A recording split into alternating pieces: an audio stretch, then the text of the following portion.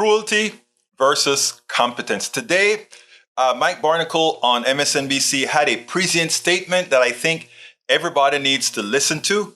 I mean, it encapsulates the difference between what Biden is doing and what the Republican Party leadership is pushing. Check this out, and then we'll take it on the other side. Elise, little truth in packaging here. I know the president. I like the president. That is a very significant list of accomplishments that were just listed by you and Jonathan. And I think right now the principal goal of the Biden administration is to survive the onslaught of investigations and counterattacks from the incoming Republican majority. But at the end of the day, he does all of this. He gets all of this done in addition to holding together a coalition fighting Russia in Ukraine. Those are two incredible accomplishments by the President of the United States. And figure out this thing. On the other side of the aisle, and we just referred to it, one of the potentially leading Republican candidates perhaps for President of the United States, the existing governor of Texas, Greg Abbott, who once presided over true incompetence in Texas and allowed the power grid to fail during the course of a very cold winter a few years ago. His idea of achievement is to bus people to Washington, D.C. in freezing weather and risk their lives standing outside the vice president's home, the vice presidential mansion on Massachusetts Avenue in Washington, D.C. That's what we're talking about here. We're talking about cruelty versus competence.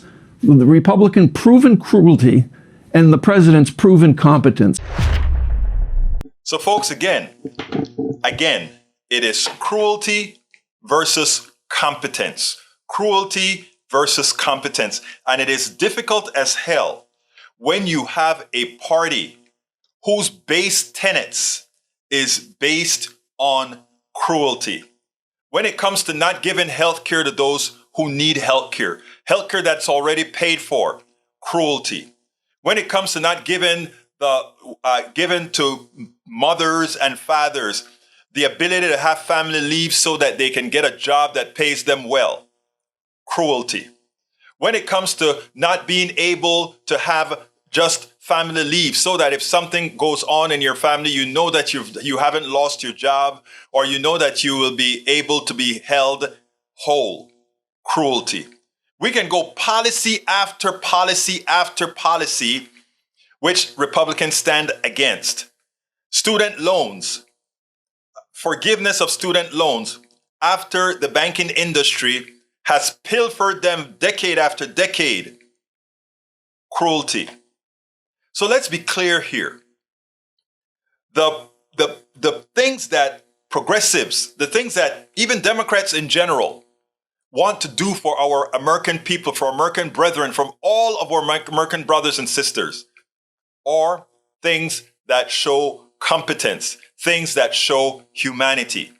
The policies generally supported by the Republican leadership, and in that regards then by Republicans, given that they, as I've spoken about, psychopaths have a tendency to be followed. The things that they support is born in cruelty. The way they handle the immigration crisis, cruelty. I mean, the way they talk about women being able to have control of their own bodies when things are not the way that they should be, cruelty. The way they handle voting rights and who can vote and when you can vote, cruelty. So that theme, cruelty versus competence, is prescient.